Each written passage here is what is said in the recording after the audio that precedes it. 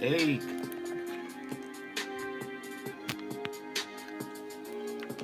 well, good evening on YouTube.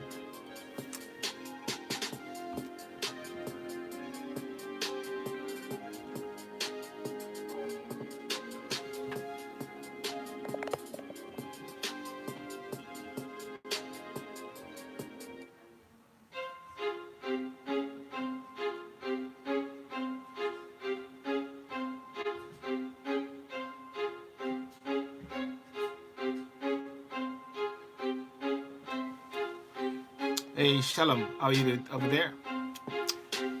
YouTube, good evening. Facebook, good evening. And want to welcome you to a beautiful, wonderful, what should I say, Tuesday evening, coming live from the UK, London, England, land of Brexit.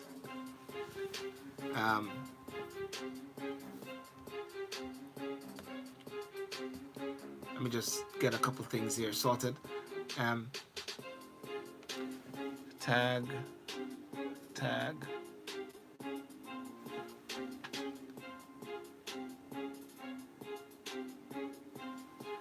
Okay.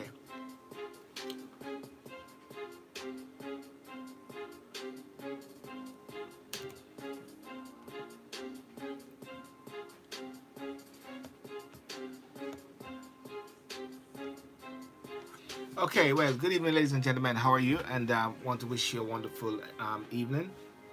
And you know, I'm going to be talking on. I'm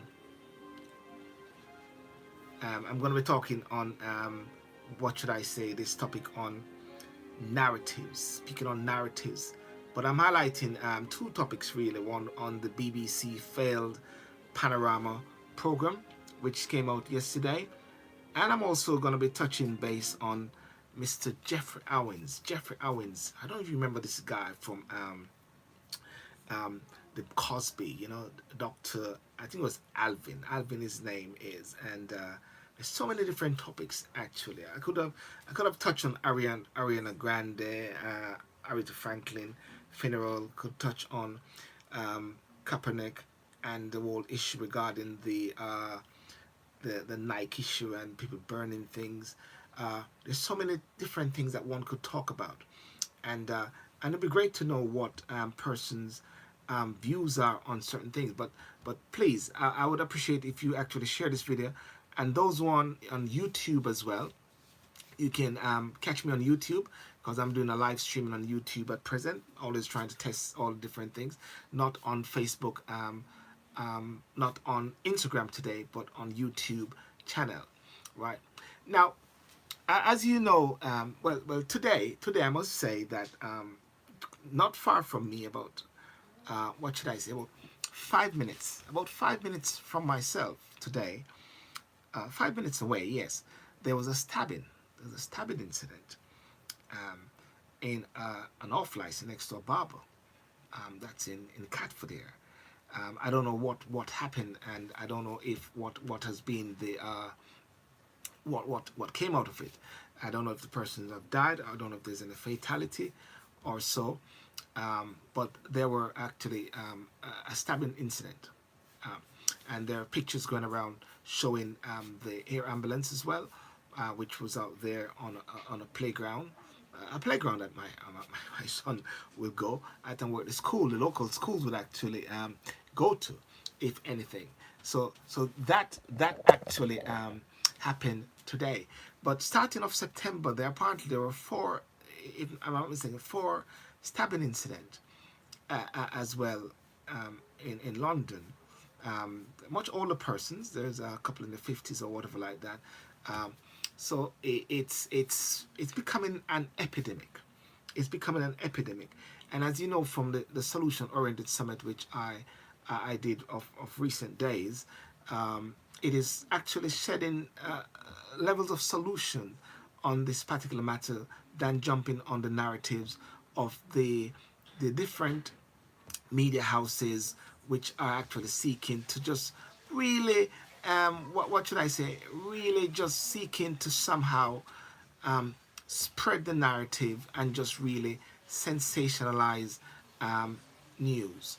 Now, even when there was this gentleman who got killed by the homeowner, the burglar, one of the things that the news media was actually trying to do was trying to pinpoint and try to link that stabbing incident with what is going on in London with lots of spate of killing. But that was somewhat of a different, was more of an isolated one, whereby it was the homeowner actually protecting his castle. Hi Tanya, hi Zoe. Good evening, ladies and gentlemen. Please share this video as well. Those on YouTube as well, thank you for coming on. Let me hear your comments as well. Please interact. You know, I released even recently 2 videos which was a part of the Solution Oriented Summit in Crystal Palace. One was Mr. Stephen Akinsanya, who was actually speaking about what happened in the judicial process when young boys are actually convicted or when they are charged for murder, joint enterprise, or whatever like that. Very powerful. I posted it also on some social media platform, on some Facebook group, persons who are sometimes not really aware of some of these issues which is happening. I also posted the same video as well of Mr. Yisrael Emmanuel, who speak on a postcode treaty. He called it the King Peace Treaty, speaking on the whole issue of postcode. Now that is also very important, the whole issue of postcode. Territories. There's someone who mentioned, a lady named Denise Peters, talking about there's a song which has been created about the whole issue of postcode. So everybody's chipping in and doing their bits. There are over 25 organizations, if I can remember, who are out there actually doing different things. And that is the 25 that I know of. That's the 25 that I know of, because there are lots of different other organizations which are out there who are doing things in the way of actually seeking solutions in fixing the whole issue of knife crime and dealing with the issues within the community, right? Someone said to me today that they don't like to blame the black boys for the killing, but yes, it is the black boys who are doing most of the killings or most of the stabbing. So that is somewhat a reality that people tend to want to avoid. Yeah. Now, last night BBC presented this program. BBC presented this program on Wakanda Bank. Good evening.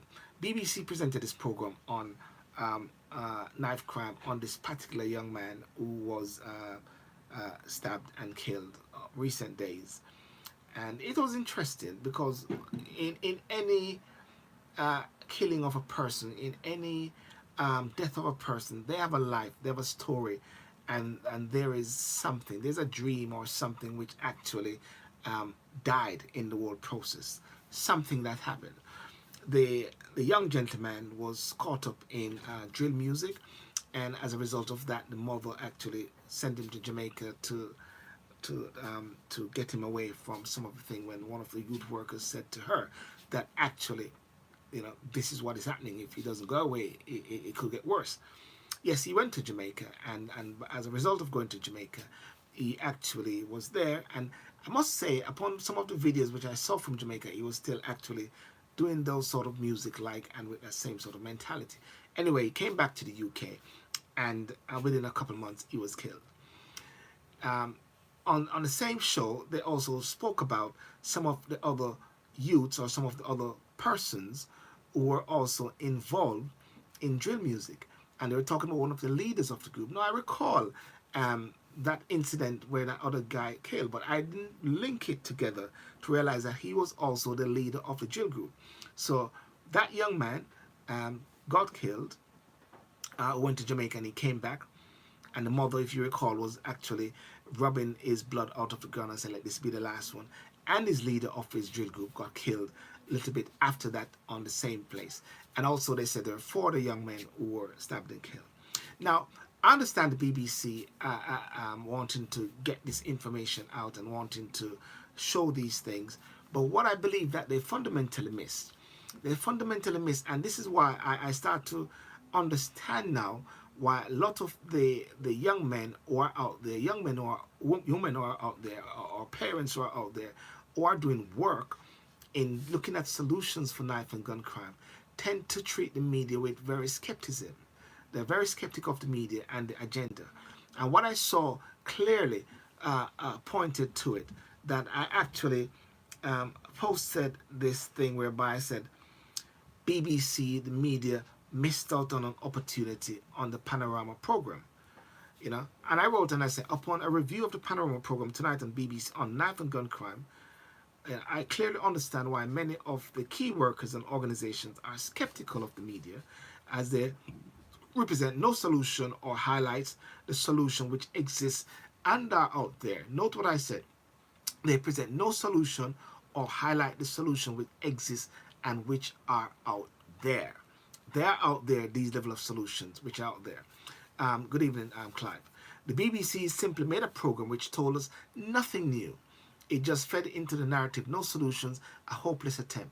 Yes, the only thing new was maybe getting some light which is shed on this young man. But what they missed out on fundamentally, they missed out on on purpose, I agree. They missed out, or they did not want to show the level of solutions which are out there by organizations, or actually seeking as much as possible to rectify the wrong.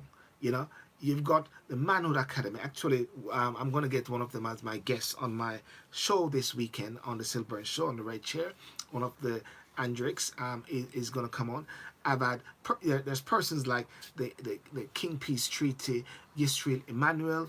You got persons like 100 Black Men. There are tons of different organizations which are out there. I understand that they're in Lambeth alone, there are over 100. I only got 25, 26, which I consider as a whittled down list. But there's so much. So if the BBC or all the different media groups are really serious, but I guess they may be serious on actually promoting their narrative, but if they're really serious in seeking these solutions or highlighting the solution, not having the solution, but be a part of showing the level of solution, then they would highlight all these different groups which are out there, which are doing things. So after the program, instead of putting up this little note, say, if you're affected by this program, please contact this blah, blah, blah number. What they should be doing is saying, right, as a result of this, you've got this group which is doing that. You've got the Manhood Academy is looking for deep. You've got Chris Preddy OBE. You've got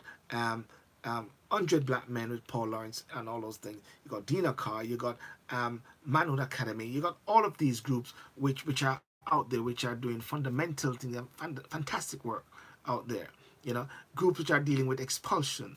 Groups which are dealing with the stop and search, likes of Dwayne Brooks and all. There are many organizations which are out there doing things. So therefore, as someone said,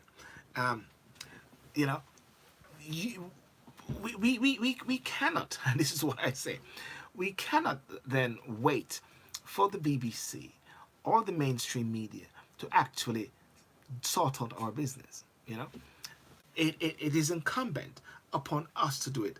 But it is unfortunate at the same time because you and I, who are in the UK, we all pay BBC TV license to watch that same program. And therefore, it is seemed like it is doing a disservice. Now, ITV and those other places, they have their commercials, and Channel 4, they have their own narrative, you know. But the BBC is also responsible in the sense that you and I are TV licensed. We pay TV license. But then I said to myself, well, why sit back and actually wait for them to do something? We can do it. And that's one of the reasons why I started the Solution Oriented Summit. A summit which brings in different stakeholders, different persons who are doing things in this particular field, and to create a platform, give a platform for these sort of issues, because it makes no sense that we you know, and Wakanda Bank, that is correct. That is why I started SYLBOURNE TV, which is very correct, because I'm not one of those persons who will complain. I'm not one of those persons who will just make noise. I'll say, listen, we have the opportunity, and I challenge my people. I challenge that we need to support one another. We need to support what we're doing. We need to support, because what I'm getting a lot of times, and I must say this, and I will confess this, again, a lot of people will think that even coming on the SYLBOURNE TV, it's a charity. They fail to understand it is not BBC, it is not ITV with these resources, and I find it appalling sometimes that persons fail to want to contribute, but would rather a freebie, when at the same time it takes cash to care to bring in a camera crew. It takes cash to care to bring in lights. It takes cash to care to bring in team of persons. It takes cash to care to bring things. And when persons sometimes from our own community would want to go into these things free, and yet at the same time we complain and talk about what is happening with our own media, right? But we're more happy to go to other persons, other medias which are mainstream but not supporting our own. But guess what? That's another thing for another show as well. I'm just saying this one out there very point blank, and just calling a spade right there, because I find it completely, totally appalling, ladies and gentlemen, whereby we're seeking freebies as in everywhere else. One of the persons, we've got to value ourselves. We've got to value ourselves and what we're doing, because we cannot afford to sit back and wait on the BBC narratives, to wait on the Channel 4 narratives, to wait on all these particular narratives in order to deal with our situation, which is actually out there. So I put it to you that we have the solutions. I put it to you that we don't need the BBC. We don't need those organizations to actually sort out the solution, because the solutions are already out there, you know, and it is for it to come to the mainstream, for it to come alive as much as possible. Solomon Douglas, good evening. Paul Johnson, good evening. You know, and therefore, instead of making these complaints, what needs to do is to actually deal with it. And when I say deal with it, be the solution oriented, because as I said today, in Catford here, there were a stabbing incident, right? And it was near a barber where lots of young boys, and right now I believe a lot of them would be actually maybe in the barber shop at that time, waiting to get their hair cut to start school for the new school term.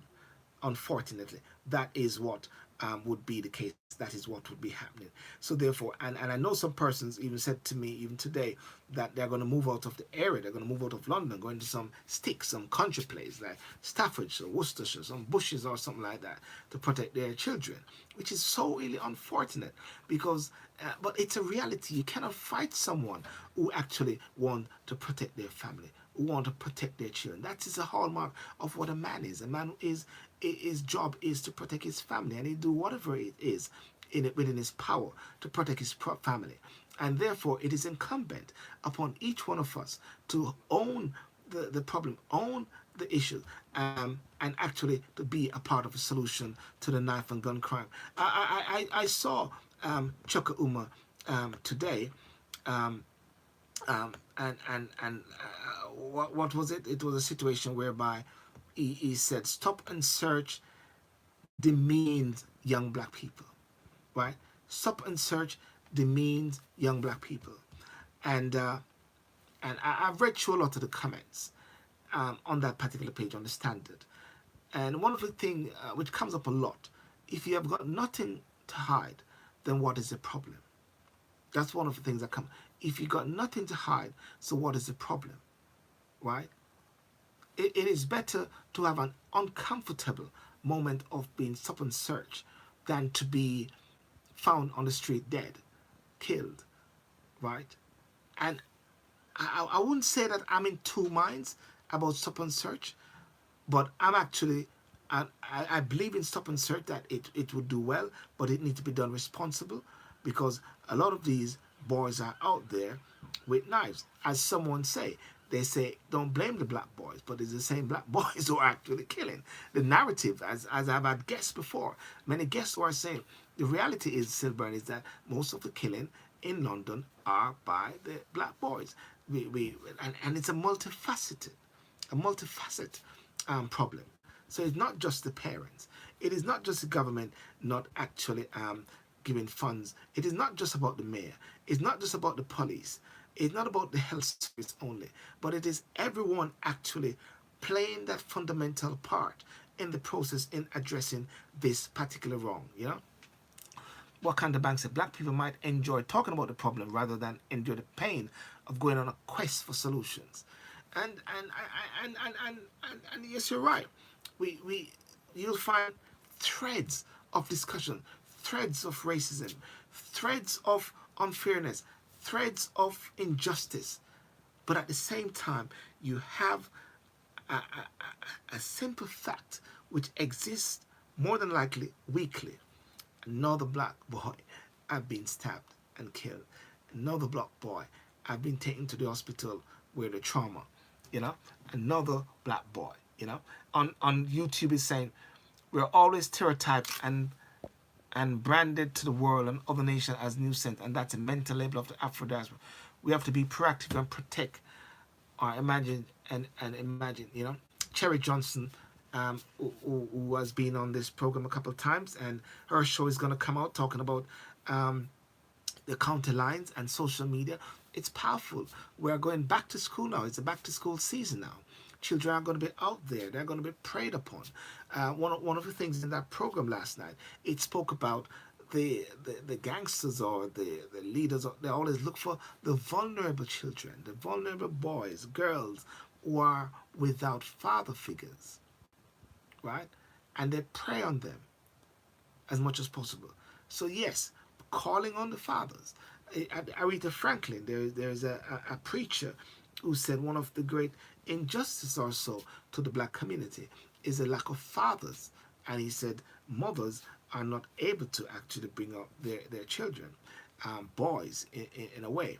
I will disagree with that fundamentally, because you've got great and wonderful single mothers where the fathers are just lame ducks or just a mantu or just a sperm carrier or so, who have no sense, no godly use, if anything like that, and have left the boys or the children for the mother to take care of. And that's one of the reasons why I believe it's so important for the whole aspect of mentorship and those mentoring programs to actually be something which is out there to help support organizations like Urban Synergy as well. So there are lots of different organizations which are out there which can support and do this.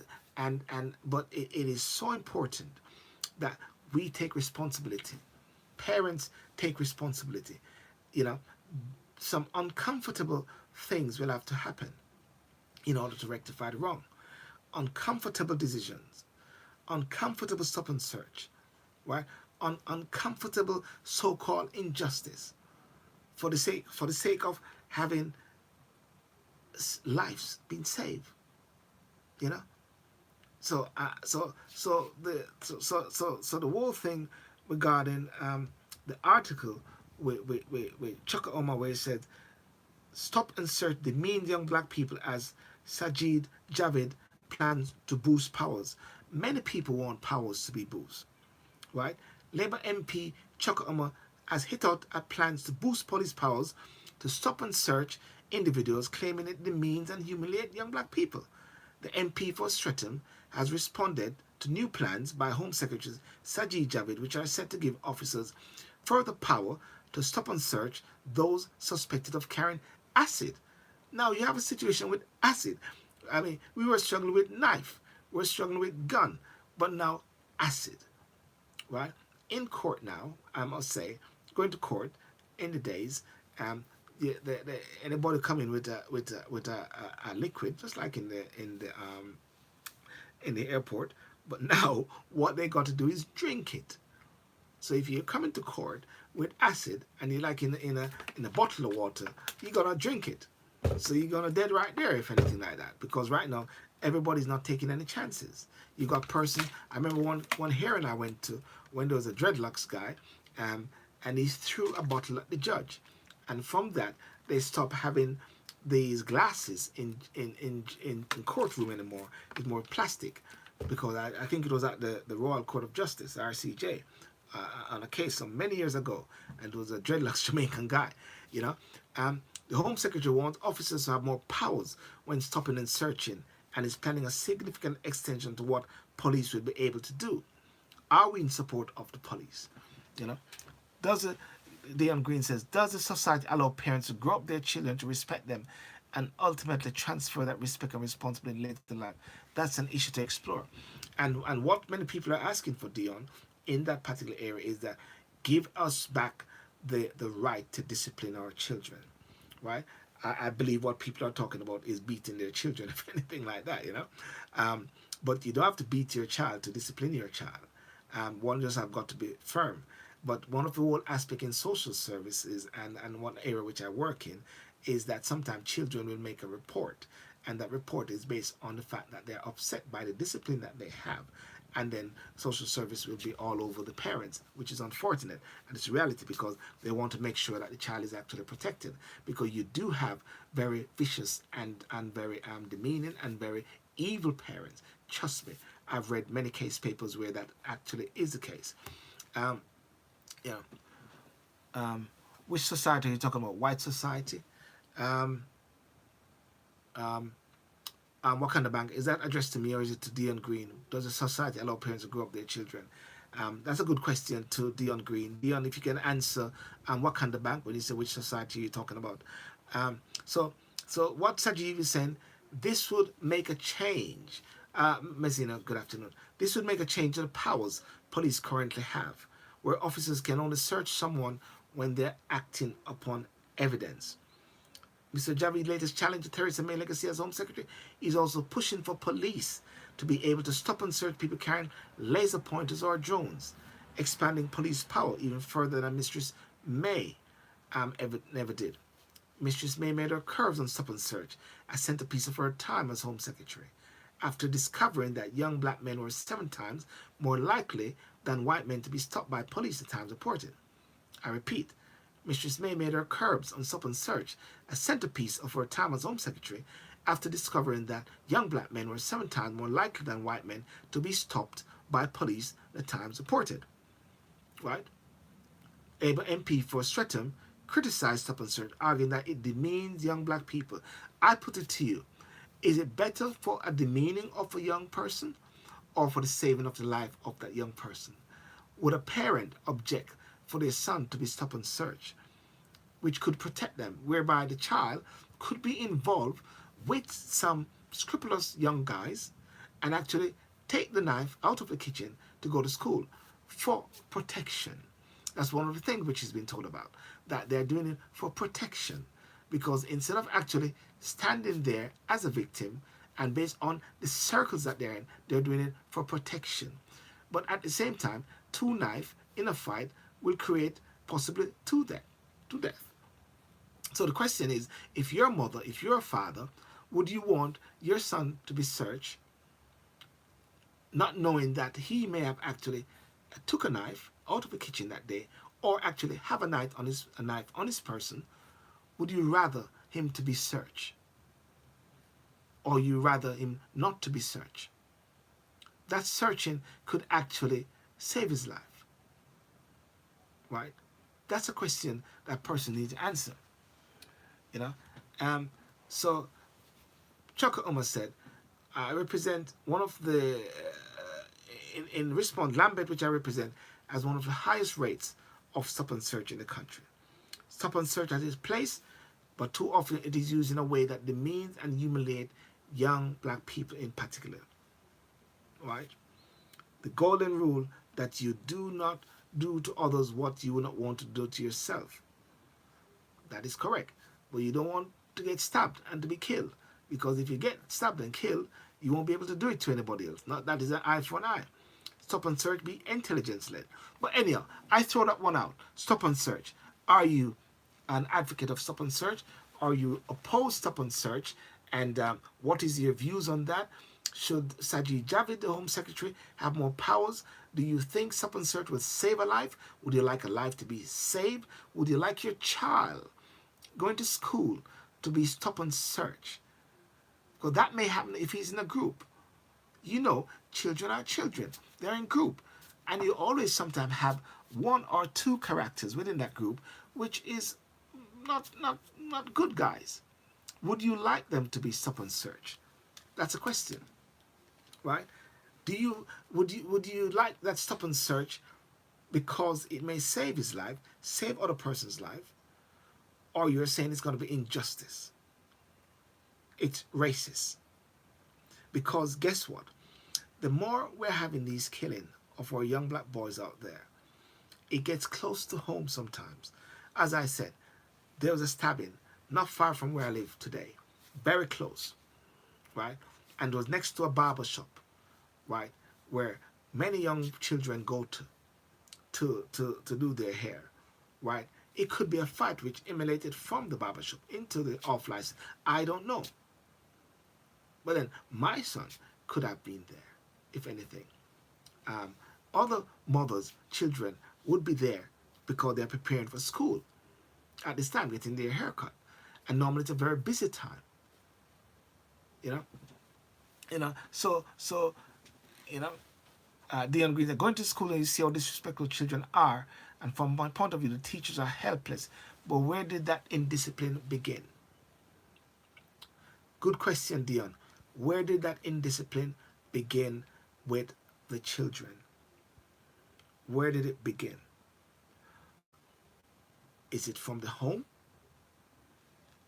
Well, let me put it this way.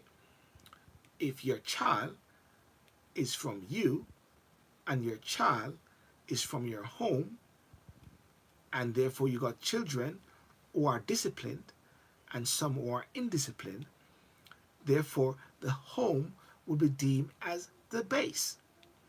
The home would be deemed as the key fundamental foundation. And the fundamental foundation would be where the problem lies. So one can actually blame government, blame police, blame every Tom, Dick, and Harry school, but the base is the home. Fathers, mothers need to be firm.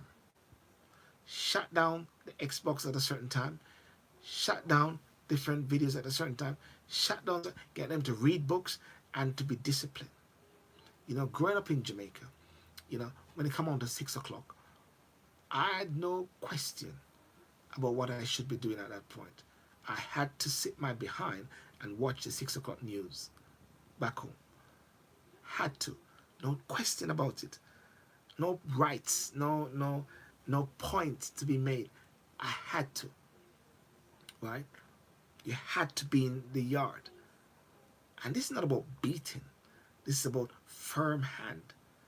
And you look back and you realize that if it wasn't for those firm hand, you wouldn't be where you are, because sometimes people try to tend to give the children this little bly.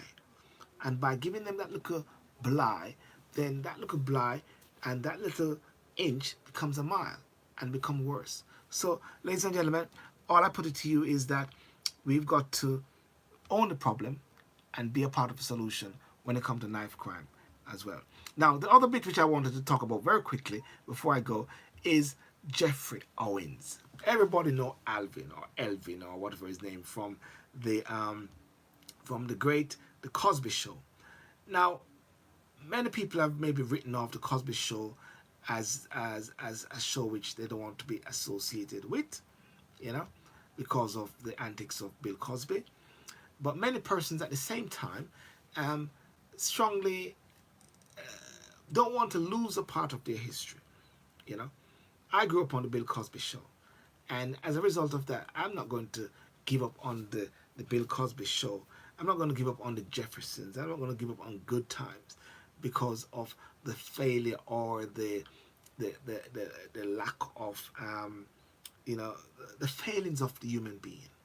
Because guess what? They're acting, yeah. And Alvin, if you remember, was the husband of one of the daughters in the Cosby Show. Of recently, Alvin or Geoffrey Owens was a picture was taken of him in a store, you know, and in that store he was packing bags. Now, he could have been packing bags, if anything, because nobody was there to pack the bag. You know what I mean? But somebody saw him and actually took a picture of him. Said, "Oh," it was sort of in a sort of wanted to make it in a degrading way, I must say. You know, and I must say Malcolm Jamal Warner, who was Bill Cosby's son, mentioned that it was Theo.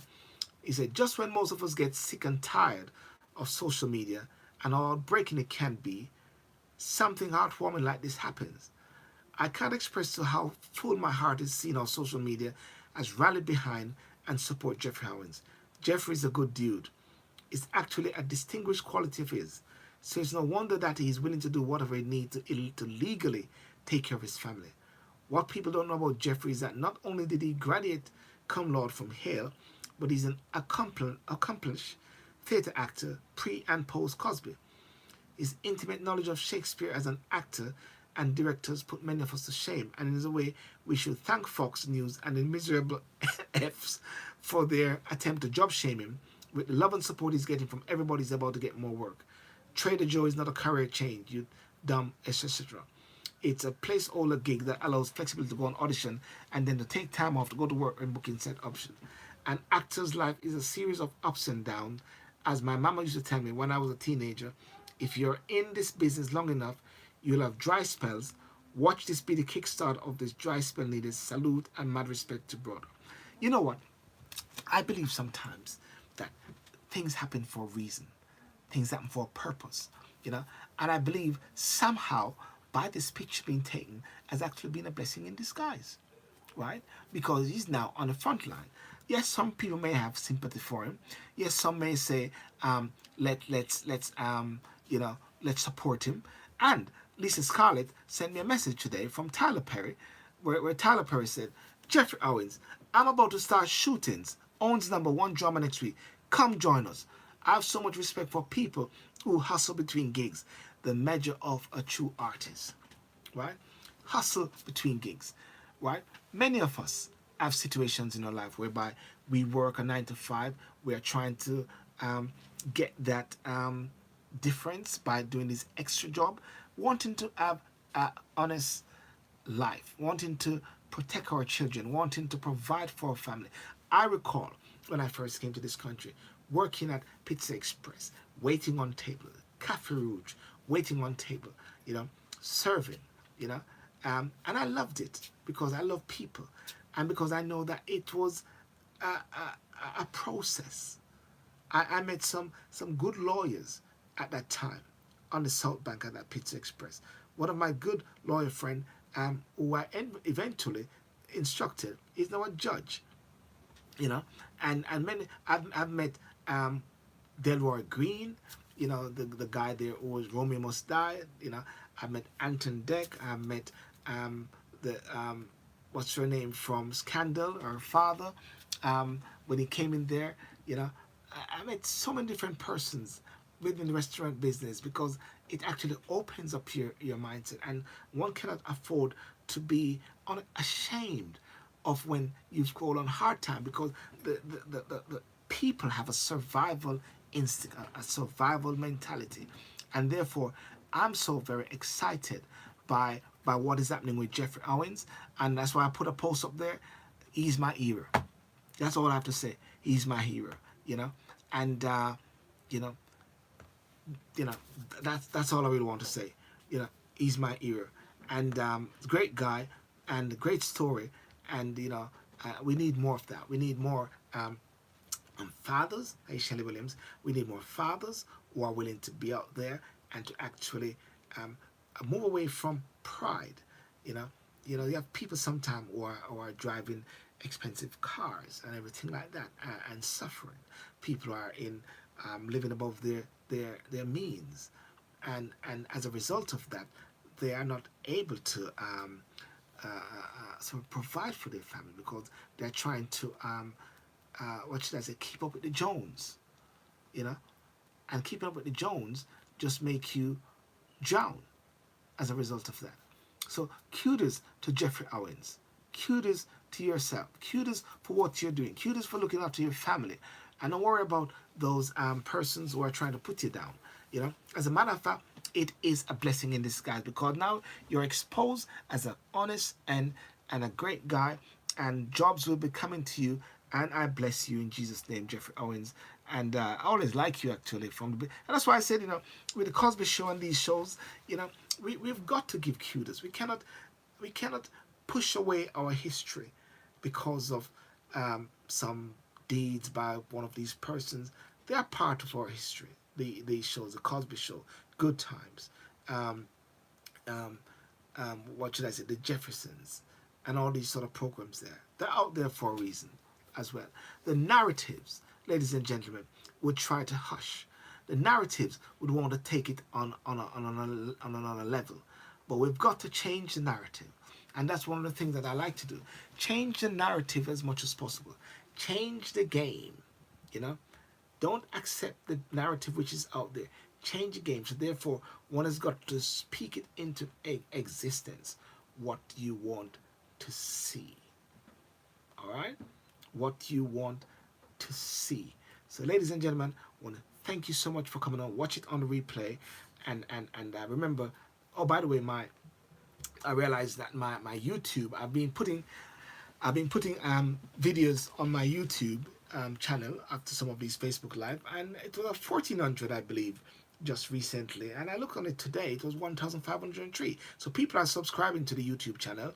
This is live actually on the YouTube channel as well, which is streaming live while I'm doing this on Facebook Live. So remember to go onto my YouTube channel, subscribe, and like and comment as well.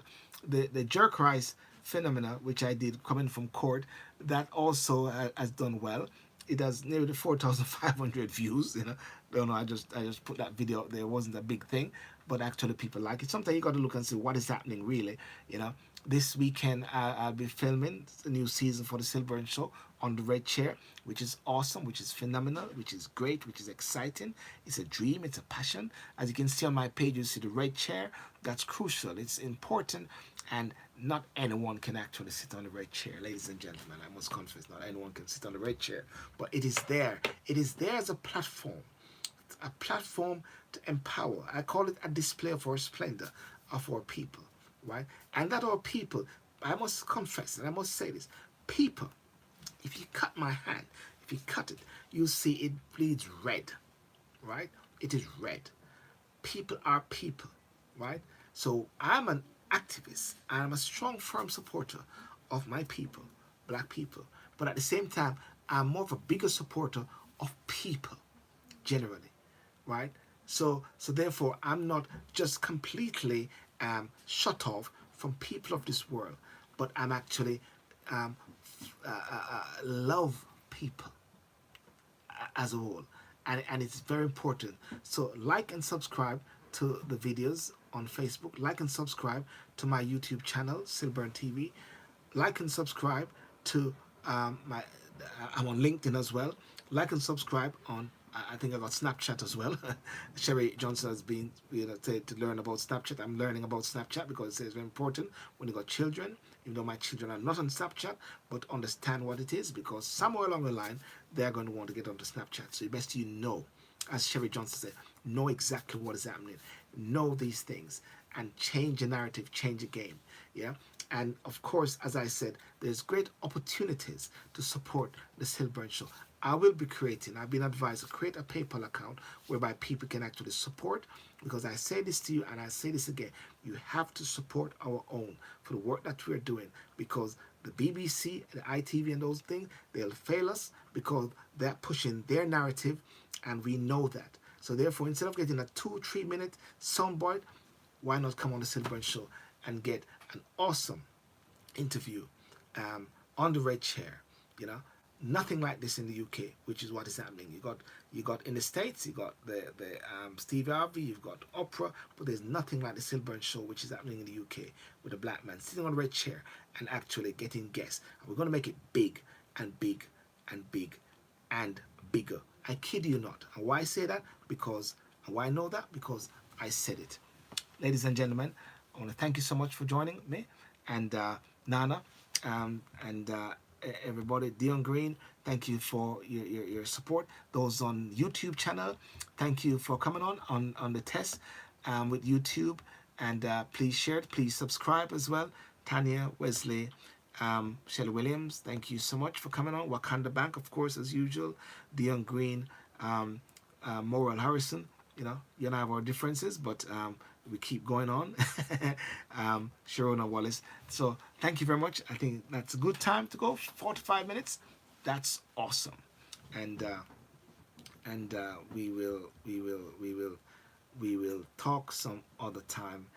And I'm looking to actually get some persons from the States, which is going to be coming on very shortly, and widen the experience. Yeah. Thank you.